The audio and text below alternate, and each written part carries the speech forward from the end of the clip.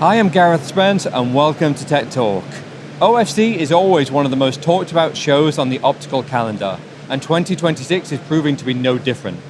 To provide some details on this year's hot topics, I'm joined by Jörg-Peter Elbers. Jörg, I understand that there are 4 key trends that you'd like to discuss. Let's start with the first, the race to 1.6 terabits per second. What's happening? Sure, Gareth. What we see is that all over the world, new data centers are mushrooming. People are building up capacity in order to build large language models, train AI agents, and so forth. And we see that all of that requires a lot of connectivity. And after 800 gigabit per second, 1.6 terabit is the next trend inside the data center, scale across between data centers and on long distances. And there's a lot of developments here on the transceiver side, on the networking side, but even down to small components, making this possible, integrating those interfaces with network processors and other equipment. Your second trend is AI-driven self-driving networks. What does that mean in practical terms?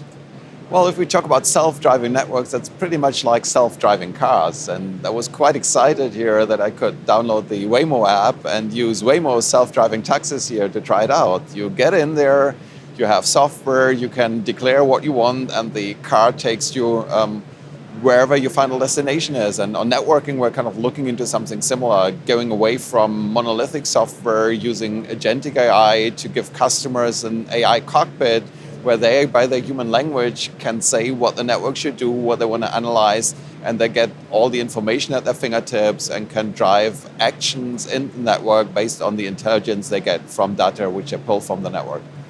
Next is hollow core fiber, and that's something we've talked a lot about at OFC over the years. What's changed in 2026? Hollow core fibers has always been a topic. We have seen it in post-deadline papers, results from the lab, and really we're at the verge now moving with hollow core fiber from the lab to deployment. We have heard from people such as Microsoft, which have said they are about to deploy more than 10,000 route kilometers of hollow core fibers, and there are multiple applications there. Today, a lot of people use the low latency benefits of that fiber in order to extend the distances of mega data centers. In the future, these fibers are very interesting for building next generation of longer networks because they have low nonlinearities, low dispersion, they have very low loss, and you can drive much higher capacities than what we can do on standard single mode fiber today.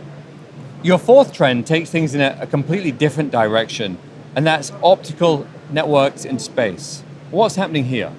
I think this really is a cool topic. I think everybody is fascinated by space, what happens there. And in this case, the sky is not the limit. A lot of the technologies which you have developed, coherent transceivers, but also networking equipment, switches, can be put into space to build up satellite constellations and to serve people which don't have fiber connectivity, or those technologies can be used to provide an additional layer of resilience in areas where communication is interrupted due to natural disasters, earthquakes, wars, and other things.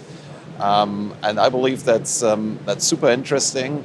A lot of the time, the satellite community and the terrestrial community developed differently because the requirements and capacity and technologies were different. And now we have this historic point where everything comes together and where we can use the same components, economies of scale, and slightly adapted form to extend what we do on ground and terrestrial networks to the non-terrestrial satellite side.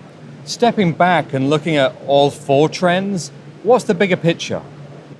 The bigger picture is it's cool to be in optics, and I think there will be a tremendous development going on in the next couple of years. Just looking at the investment levels in AI hyperscalers, we have seen that last year there was an investment of nearly $400 billion.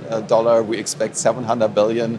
So I think that drives a lot of developments in this industry and accelerates a lot of developments. I think that's what I've seen. So a lot of technologies which you can see here as a show floor now commercially available, have been discussed in research for quite some time, but the business case justification, the volume wasn't there because a lot of those technologies are maybe only tiny pieces, but which are very critical in order to build new systems. And now with the volumes which hyperscale data centers give certainly makes sense. And I think this will be a push for the overall industry. Jörg, thanks for joining me today. Thanks, Gareth, my pleasure.